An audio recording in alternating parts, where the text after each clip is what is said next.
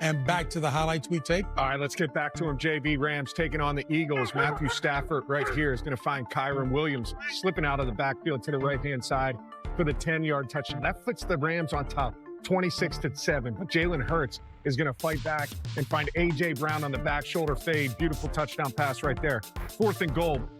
The Eagles going for it.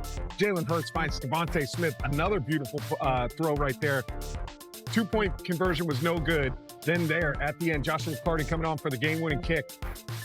Blocked by Jordan Davis, who takes it back to the house. Big boy.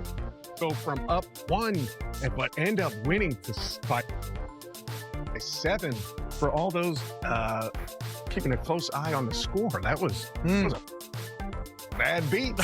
Bad beat right there. Oh, man. All right, let's keep the highlights rolling. We have the Raiders at the Commanders.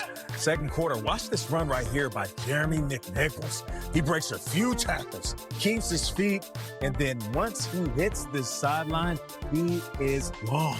All the way to the crib, 60-yard run. They were up 17-10 at that point. This is in the third quarter, though. Jalen Lane finds a lane, and my man is gone. How about that? A big-time play. A lot of special teams plays this weekend. It was a big win for Washington, who had control of this game pretty much from the jump.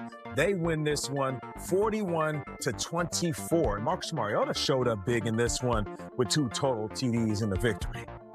Yeah, well, listen, let's talk about the Eagles and this win. I mean, this was an excellent ball game coming down to the wire. The Rams, give them credit. They're a physical team. Yep. Their defense came and played, and they played hard. But for Jalen Hurts, had only had 1 comeback in his career when trailing by 10 points. And he came back and made plays in that game. At one point, they're down 26-7. And the passing game opened up, right? We talked about it off air. We're watching this game and saying, listen, they come in and by design, they're going to run the football, play conservative, try and beat you that way. But the game changed and they were behind. Jalen Hurts stepped up. The wide receiving core stepped up. Jaylen Brown made some plays, right? Yeah. And Devontae Smith, the same thing. Credit to the Eagles, man. They're tough. They fought hard and then came up and made a play on special teams like we've been talking about all afternoon to seal the ball game at the end. I had a friend of mine ask me about the Eagles offense, and he's a big Eagles fan. He's like, Nate, well, this offense is not that impressive. And there's times where I want them to light up the scoreboard. You know, and that kind of irks me a little bit. And I was like, but they're winning, though. He's like, yeah, but still. I see these other offenses, they're scoring points on points on points. I said, yeah, but they're winning, though. And the reason that I kept saying that is because you might complain about the style of winning, but never complain about getting a dub. The one thing I can appreciate about Jalen Hurts is he's gonna beat you in the way that he needs to. If they need to control the clock by controlling the ground, run the ball to open up the pass, they'll do that. But to your point, Matt, in this game, they needed to push the ball downfield. And what did they do? They did just that, looking for his superstar wide receiver, A.J. Brown. And then once you do that, it gives you the flexibility to call whatever you want in the playbook. So I can appreciate that we're seeing these layers of this offense from the Philadelphia Eagles. Yeah, it's almost as if they do what they have to do to win the game. Right. And if they get forced to all of a sudden take away the rush, which they've done right now, pretty much a lot of people have, saying, you're not going to beat us with Saquon Barkley because we don't believe in your passing game. Yeah. And A.J. Brown came out there today and took a couple catches and made some people miss. He brought a physicality to run after catch that I've not seen before. And that just spurs on that defense. And Jordan Davis, I'll say this, his first couple years, I think that guy looked like he was getting tired running on and off the field. Yeah. I mean, I think he looks like he looks in much better shape. He trimmed up a little bit. Oh, he took that ball and ran that thing in. He looked good running down. I said, man, is that Jordan Davis? You sure that's Jordan Davis? Yeah. That big boy looks like he can still move. So they're doing what they have to do when they have to do it, which is a sign of a championship team. There's a pedigree that exists there. They don't panic. They understand what they need to do. Do they run it? Maybe they play it close to the edge, and they maybe are like, does it get too close at times, and do they get too comfortable at times? I don't know if that's the case. That's just who they are. Yeah. And they're going to get everyone's litmus test all the time. The Rams are a good football team. Absolutely. I mean, Puka Nacua and Matthew Stafford, two of the best, toughest guys in the league. Yeah, and speaking of that, I mean, the Rams, they went on the road. This is a tough road trip. Come on now. Playing in Philly in general is tough. Yeah. Yes. We know what type of city that is, how tough they are, and their team and fans, they mimic both. But when it comes to traveling from the West Coast all the way to Philly, playing against, yeah, no doubt about it. That connection between Matt Stafford and Puka Nacua is something special. Yeah. Devontae is really a compliment to what is already a dynamic duo. And you hate to say, where's the silver lining? We took an L and we're headed back home.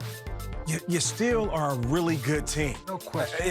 They're still at the top of the list of teams I do not want to play. With Matt Stafford as your QB, Sean McVay as your coach, and a bunch of young talent surrounding those two, they're as dangerous as anybody. I think we've all been in locker rooms after games where we've had these conversations after a loss, like the one they had today. Really difficult loss, really well-played game, hard fought on both sides. With a chance to win at the end. With a chance to win at the end.